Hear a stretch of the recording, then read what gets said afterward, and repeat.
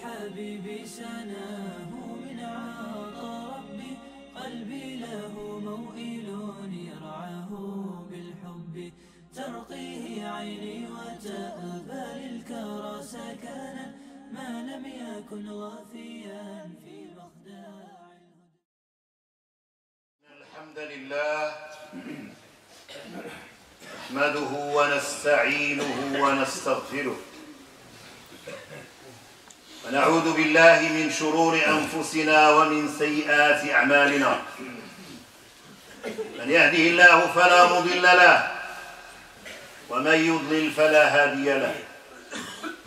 وأشهد أن لا إله إلا الله وحده لا شريك له، وأشهد أن محمدًا عبده ورسوله ومصطفاه من خلقه وخليله، أرسله الحق سبحانه وتعالى بالهدى ودين الحق رحمة للعالمين، فأدى الأمانة وبلغ الرسالة ونصح الأمة وجاهد في الله حق جهاده حتى أتاه اليقين. اللهم صل وسلم وزد وبارك عليه وعلى آله وأصحابه وأتباعه وعلى كل من استنى بسنته واهتدى بهديه واقتفى أثره إلى يوم الدين. واجزه الله عن أمة الإسلام خير ما جزيت نبيا عن أمته ورسولا عن دعوته ورسالته، إنك ولي ذلك ومولاه. أما بعد، فإن أصدق الحديث كلام الله، وخير الهدي هدي محمد صلى الله عليه وسلم، وشر الأمور محدثاتها، وكل محدثة بدعة، وكل بدعة ضلالة، وكل ضلالة في النار. وقال الله وإياكم حرها وجعلنا في هذا اليوم المبارك من عتقاء النار. آمين يا رب العالمين. Le problème est vraiment pertinent et d'une gravité vraiment solennelle. C'est pour cela que j'ai voulu scinder le discours en deux parties. Je l'ai terminé en langue arabe, mais je vais le traduire selon mes possibilités en langue française. Et je dis bien à la jeunesse, je dis bien aux enfants de cette communauté musulmane qui représente la minorité, je leur dis franchement qu'il faudrait quand même rebrousser les manches. Il faudrait également s'éveiller et se dire pourquoi suis-je sur cette terre. Et nous avons assisté, allez voir au niveau de l'arsenal médiatique, Internet ou autre, vous avez à votre portée tous les moyens de communication pour être quand même renseigné sur ce qui se passe sur ce monde. Allez voir ce que font les musulmans, ou comme je dis toujours, les pseudo-musulmans, pendant la fin de l'année, dans des pays dits musulmans. Allez voir comment sont nos jeunes filles, Fatima, Aïcha, Amina et autres, ivres et qui sont étendues par terre. Allez voir la débauche durant la fin de 2014. Allez voir 2013, 2012 et j'en passe. À chaque année, en tant que communauté musulmane, on est en train quand même de fêter dans des pays, malheureusement, dits musulmans, de fêter le Nouvel An et autre chose. On n'est pas ici pour blâmer quiconque, mais dans notre communauté, on a des fêtes, on a des restrictions, on a une manière de vivre, on a une manière d'éduquer nos enfants. Si tu es vraiment acharné à ce que tu aies la dinde rôtie, et tu aies la bûche, et tu aies l'arbre de Noël, et tu aies tout ça, ton enfant, quand il est éduqué dans ce climat qui n'est pas le sien, qui est celui de son voisin, et que nous respectons, mais qui ne fait pas partie de nos appartenances, qui est tout à fait à l'écart de nos appartenances. Nous sommes des musulmans. Et alors, à chaque moment que tu poses une question à un enfant de 12 ans, 13 ans, 4 ans, je parle expérience à l'appui. Quand tu dis d'où tu es, par exemple, et je dis je suis de Husima, tu parles à Naziria, il dit non. Tu parles à Arabia, il dit non. Il ne comprend pas, même pas ce que tu lui dis. Il y a des jeunes également qui sont dans cette même situation c'est le fruit d'une éducation qui s'écarte, ou qui a écarté d'un revers de main toutes ses appartenances et qui a par conséquent perdu son identité. Et quand tu perds ton identité, qui es-tu? Si tu n'es pas musulman, tu ne parles pas l'arabe, comment vas-tu quand même apprendre ta religion? Comment vas-tu lire le Coran al-Karim? Comment vas-tu éduquer ultérieurement tes enfants? D'ici quelques années, disent certaines recherches, si on continue dans cette même perspective, alors que plusieurs personnes crient à tue-tête dans les mosquées, à ce que vous vous attelez pour construire des écoles. La loi d'ici autorise l'autorisation et elle aide à ouvrir des écoles musulmanes subventionnées. Nous l'avons dit, le libre subventionné existe sur le décret mission. Vous avez construit des mosquées, plus de 300 mosquées. Et les jeunes, qu'est-ce que vous avez fait? C'est votre rôle. C'est votre rôle quand même de ne pas rester en train de consommer et de surconsommer des plaisirs. Parce que quand on réserve sa vie selon le Coran à tout ce qui relève de savourer les plaisirs, on est sur le même piédestal que ceux qui n'ont pas dit Ashhadu an la ilaha illallah wa anna Muhammadan Rasulullah. Wallahi, là c'est grave. Et toute personne vraiment, à commencer de celui qui parle jusqu'au plus faible créature sur terre, on est responsable de l'éducation de nos enfants. Wallahi, là je vois plusieurs jeunes qui pleurent et qui veulent quitter. Et alors là, où vont-ils? Dans quelle direction?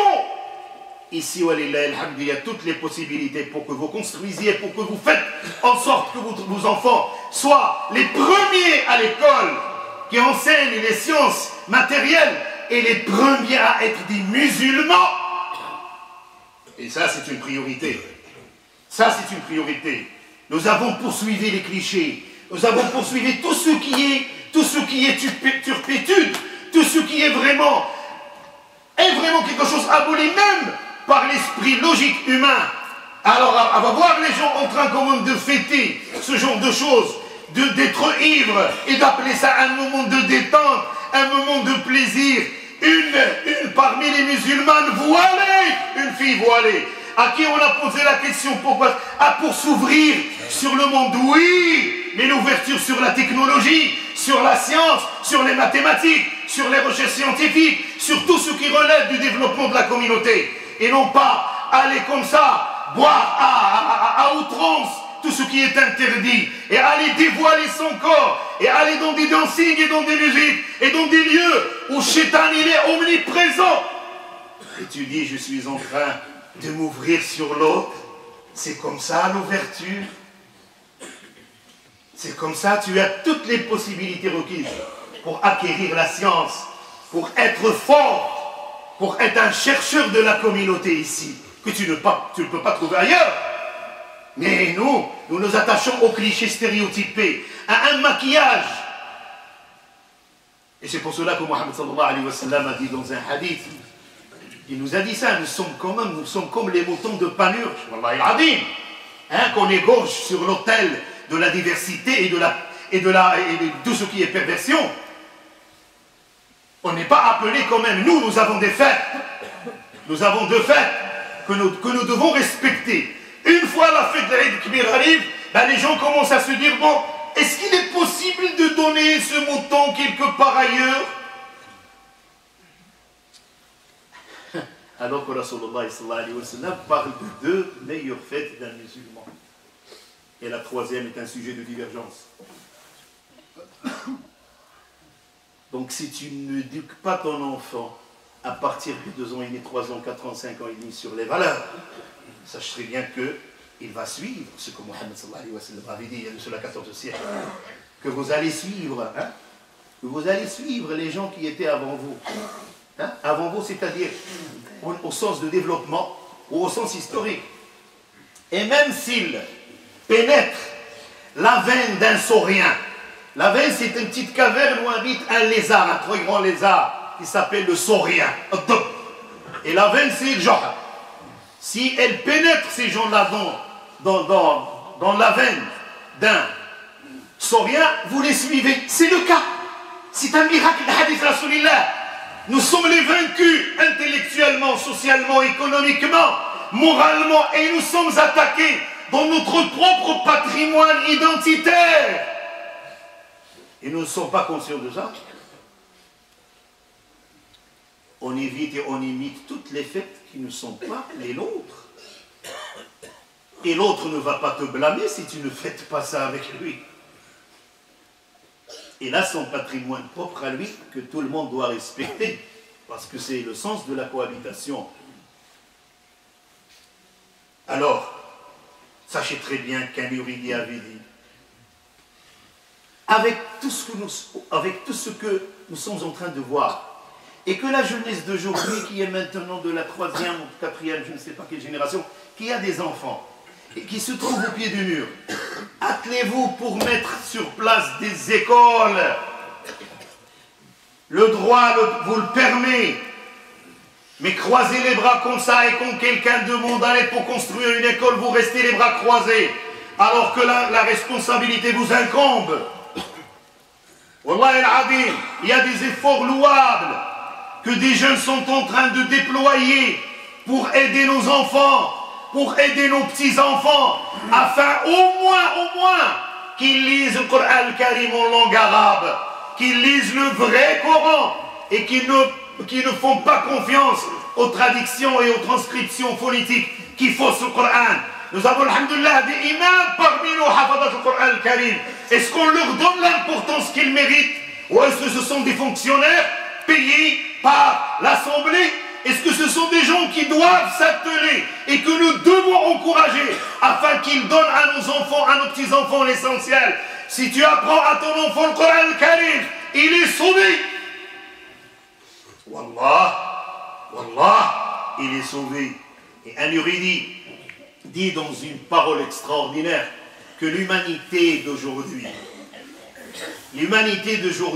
et je salue cette personne que Dieu est son âme, hein, il dit que l'humanité aujourd'hui est au bout du gouffre, c'est-à-dire l'anéantissement moral, intellectuel, spirituel, que dis-je, identitaire même. Il dit qu'aujourd'hui, il est au bout du gouffre. Pas à cause de l'extermination fatale qui les guette, mais à cause du système des valeurs qu'ils ont perdu. Oui, oui, oui. Quand tu ne sais pas qui tu es, quand tu ne parles pas ta langue ou ton dialecte, hein, de Rif, de Jazaïr, de Tunis, de Sousse, Arabia, Darija, Amaziria, et quand tu ne connais pas ta langue, l'arabe, avec laquelle tu dois quand même adorer Allah, tu dois apprendre à prier. Il y a plusieurs personnes qui ne savent même pas faire leur grande ablution. Ou quand ils se mettent debout, ils ne savent pas ce qu'ils sont, ils ne savent pas ce qu'ils font. Et alors c'est par l'arabe, c'est par tout ce qui relève de la culture arabe qu'on est en train de renforcer notre appartenance. Dire que je ne parle pas l'arabe, sache très bien que c'est une insulte que tu te fais à toi-même. Et quand tu es en train de tituber le Coran al-Karim, ou tu l'ignores, ou c'est la dernière des choses à laquelle tu penses, sache très bien que tu es en train de dénigrer meilleure ressource qui doit sauver l'humanité. Appel à tous les pères et à la jeunesse maintenant, alhamdoulilah, qui, ma foi, que je vois dans toutes les mosquées et qui est l'espoir de la communauté, que ce soit des mamans, des sœurs, que ce soit des frères, ils doivent quand même mettre la main dans la main. S'ils ont un enfant, un petit enfant, ou l'enfant de leur voisin, ou de n'importe quel enfant, ils doivent faire en sorte d'installer ce qu'on appelle l'école musulmane dans laquelle on doit quand même faire apprendre à nos enfants leurs valeurs. On doit les sauver et il n'est jamais trop tard. Si tu t'appuies sur Allah subhanahu wa ta'ala, tu peux faire des miracles. Et les miracles l'ont fait les gens qui ont construit ces mosquées. Et maintenant, il y a toute une jeunesse qui est en train de mettre sur place, avec beaucoup de difficultés, un certain nombre d'écoles qui, ma foi, nous éveillent un éclairage extraordinaire.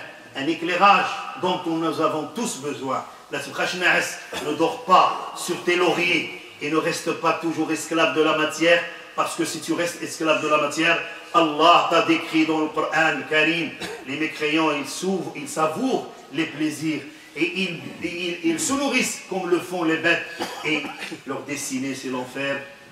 والذين كفروا يتمتعون ويأكلون كما تأكل الأنعام والنار مثوى لهم. Quand je lis ce verset-là, Wallahi, là, quand je le lis, ça me fait poser énormément de questions. Ce n'est pas notre cas, c'est ce que nous faisons. Nous savourons tous les plaisirs, nous mangeons, nous dormons, nous nous accouplons, nous nous marions, nous divorçons. Et après ça, la religion, où est-ce qu'elle est? Ce n'est pas le moment court que vous passez à la mosquée qui est la religion, mais ce que vous faites à l'extérieur, ce que vous appliquez. Malgré ce hadith qui est vaïf, Allah subhanahu wa ta'ala يقول إن الصلاة تنهى عن الفحشاء والمنكر ولذكر الله أكبر والله يعلم ما تصنعون. ربنا لا تؤاخذنا إن نسينا أو أخطأنا، ربنا لا تحمل علينا إصرا كما حملته على الذين من قبلنا، ربنا لا تحملنا ما لا طاقة لنا به، اعف عنا واغفر لنا وارحمنا أنت مولانا فانصرنا على القوم الكافرين. اللهم اهدنا لأحسن الأخلاق لا يهدي لأحسنها إلا أنت، واصرف عنا سيئها لا يصرف عنا سيئها إلا أنت. اللهم يا أرحم الراحمين يا ذا الجلال والإكرام يا من بيدك الخير وإليك المصير، بيدك الخير وإليك المصير وأنت على كل شيء قدير.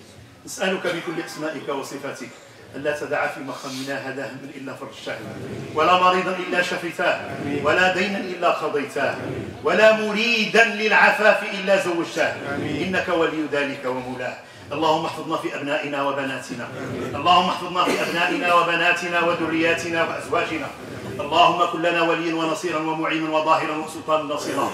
اللهم إنا نسألك يا أرحم الراحمين إيمانا دائما وقلبا خاشعا ويقينا صادقا ودينا قيما والعافية من كل بلية وتمام العافية ودوام العافية والشكر على العافية والغنى عن الناس. اللهم احسن عاقبتنا في الأمور كلها وأجرنا من خزي الدنيا وعذاب الآخرة. اللهم الطف بأمة الإسلام، اللهم الطف بأمة الإسلام في مشارق الأرض ومغاربها. اللهم اجعلنا على قلب رجل واحد. اللهم ألف بين قلوبنا وأصلح أمورنا وكن لنا ولا تكن علينا وانصرنا على من عادانا واهدنا إلى سبل الخير والسلام. اللهم يا ذا الجلال والإكرام يا من بيدك الخير وإليك المصير وأنت على كل شيء قدير، يا من تحيط ملائكتك بنا. اللهم اجعل هذه الساعة ساعة إجابة. ربنا نحن ضيوفك ونحن في بيتك ولكل ضيف قراء وقرانا يا مولانا أن ترضى عنا رضا لا يتبعه سخط أبدا يا أرحم الراحمين. اللهم اجعلنا يا أرحم الراحمين من الفائزين، واجعلنا يا رب من الناجين، واجعلنا من الذين عتقت رقابهم من النار الساعة بجودك وكرمك وفضلك وكريم عطائك. عباد الله إن الله وملائكته يصلون على النبي يا أيها الذين آمنوا صلوا عليه وسلموا تسليما. اللهم صل على محمد وعلى آل محمد كما صليت على إبراهيم وآل إبراهيم، وبارك على محمد وعلى آل محمد كما باركت على إبراهيم وآل إبراهيم في العالمين إنك حميد مجيد. سبحان ربك رب العزة عما يصفون وسلام على المرسلين والحمد لله رب العالمين. واغفر الله لي ولكم ولسائر المسلمين ويرحم الله عبد الخال آمين. قوموا إلى صلاتكم يرحمكم الله.